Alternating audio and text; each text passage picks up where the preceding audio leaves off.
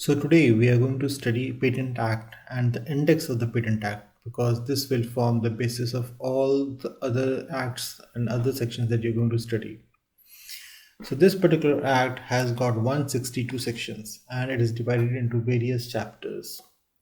So like any other book, the Patent Act also begins with what we call is a introduction or preliminary. So you have the first thing that you have is intro, and it's not a very big thing. It's just two sections, one and two. And before you go ahead with anything, any other thing, you need to know the rules. So these rules are under inventions which are not patentable, and this is chapter number 2, and these are sections 3 and 4. So remember, first you have an introduction and then you have the rules. So once you know the rules, or basically what we call as inventions which are not patentable, you can go ahead with filing of the application. And the third thing is filing application. Now application filing is going to be elaborate. It's going to be really elaborate. So you have sections from 6 to 11 which deal with application of patents. Now once you have applied, the next step will be that it will be published. So it will be published and examined. So these sections, this comes under section from 11A to section 21. The sections 24 to 24 have been omitted. Coming down further, so once you have applied for a patent and your patent has been published and it is under examination, and once it is published, the people will come to know it and they can obviously oppose it. So the opposition section is the next one, and opposition is not too difficult because it's difficult to file, but for opposition you just need to raise a clause. So opposition is just say sections 25 to 28, and once this opposition is done, there is another thing that can come into is that why was it opposed. So it was opposed because there was no prior art. So in order to defend that, what you can do is you can put an application saying that there was an anticipation. So this anticipation can be catered, or prior publication or anticipation basically we call. This can be dealt with in sections 29 to 34. So if you have already published your patent somewhere within the last 1 year, or you have publicly displayed, then such things will not be counted towards your prior art. So that is what anticipation means. Now there are a few other sections also which say that there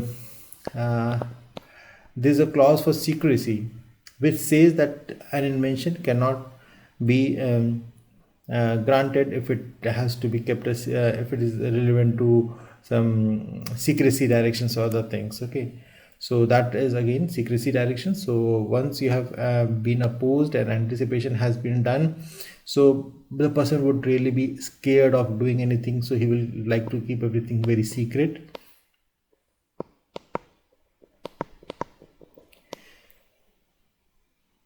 So these sections are 35 to 42. Okay, and once your secrecy and everything has been finished, you can finally go for grant. And sections under grant come under 43 to 53.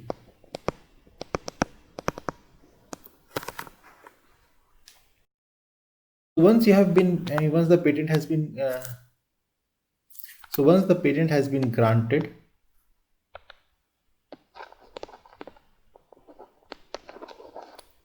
there are a few things that you can do, but your research work does not stop here. You continue doing your research work and you add more work to your already granted patent. So you work on similar lines and you do more work, and here you can apply for a patent of addition, that is sections 54 to 56. So these are patent of additions. Now once you have done additions and everything, still there must have been something that you can do, so you can still go for amendments. So if you want, you can amend something.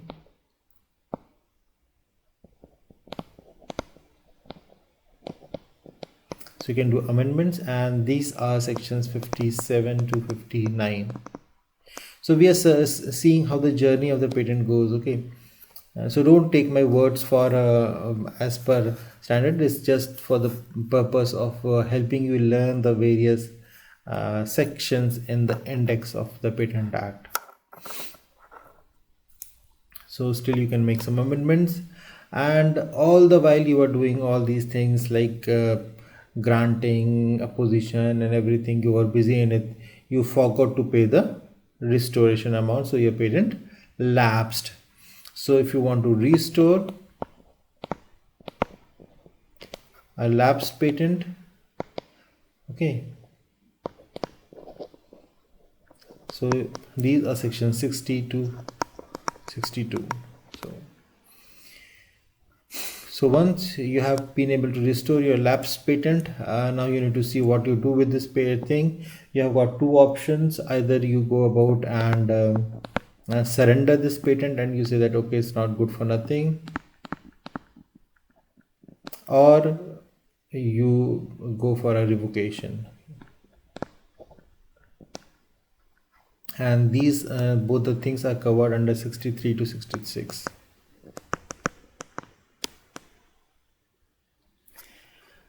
Now once everything has been done, all the procedures have been settled, okay, finally everything gets registered in the register of patents.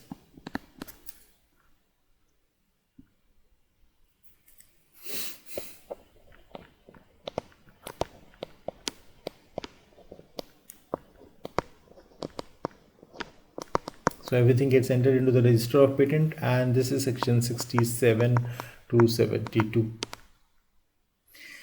Now all this being is done, now the register of patents, where do you find this register of patent? You find this register of patent at patent office. And so these sections are patent office is 73 to 76.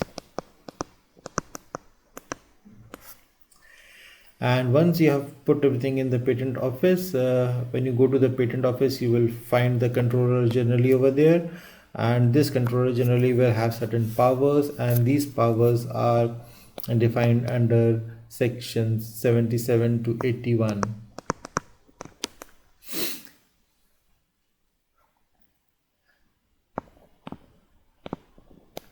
Now you have this patent and everything, but now you have become very greedy and you don't want to share your patent with anyone, so the government will come in and give a compulsory license.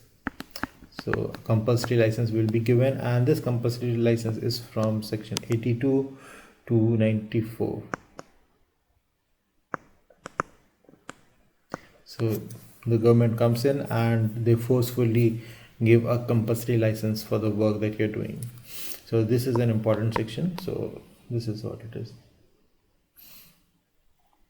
So even they are giving compulsory license and all, but still they also have the right to, the government has the right to use. So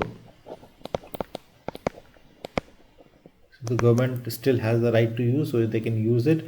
And this is section 99 to 103. And now everything is been settled, you're doing everything fine. Now comes the biggest thing, that is infringement. So you find that someone else has started working on your work, so infringement is from 104 to 115.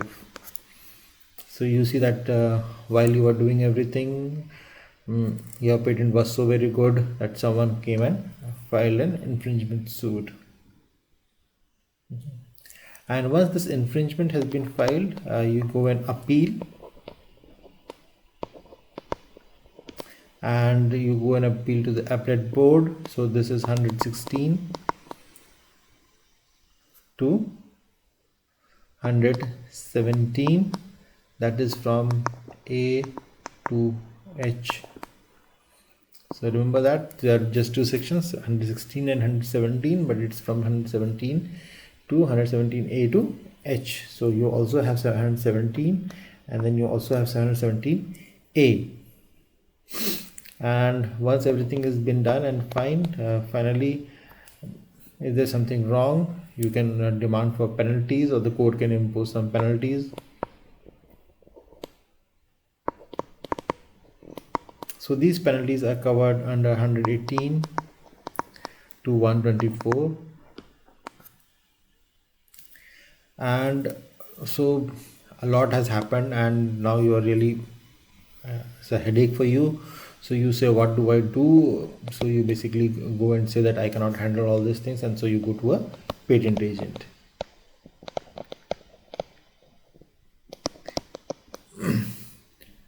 So this story I am just making up for the purpose of remembering you. It does not really reflect the actual nature of the Patent Act. Okay.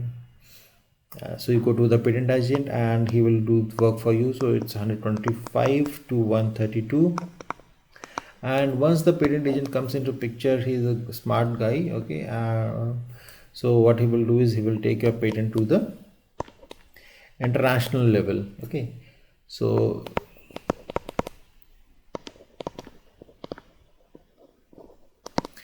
you go to the international level. So it's 133 to 139. So you go to the international level, and now you are a happy guy because this patent agent has taken you to the highest international levels. And now there are various miscellaneous things here lying here and there. So miscellaneous clauses, and these are really a lot of them. So 140 to 162.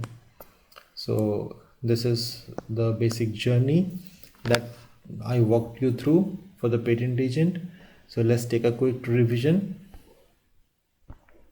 So the Patent Act is basically an introduction, and once you know the introduction, you need to know the rules, that is patents which are not patentable, and then you apply. Once you apply, your patent gets published and examined. So once it's published, people will come to know and they will oppose your application. When they oppose you, you can say that, okay, see, I already have this clause of anticipation which protects me from your opposition, and now since you have already faced an opposition, you are really afraid and you want to keep everything secret. And okay, fine, and then you finally get a grant.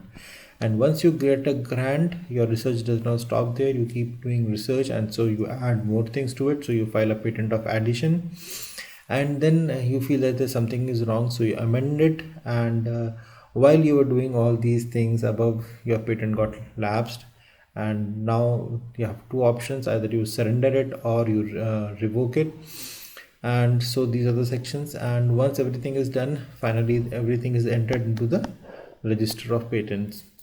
So once it is in the register of patents, where do you find this register? You find the register at the patent office. And when you go to the patent office, you find the controller generally, who has got certain powers.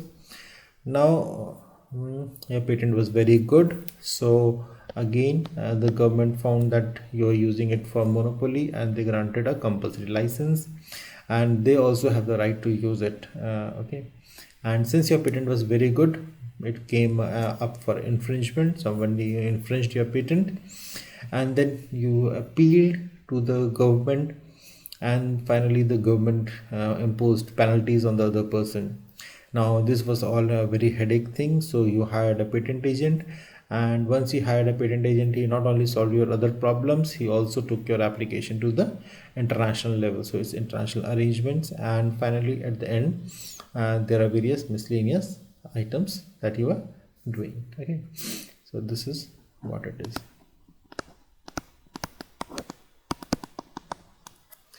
Thank you very much.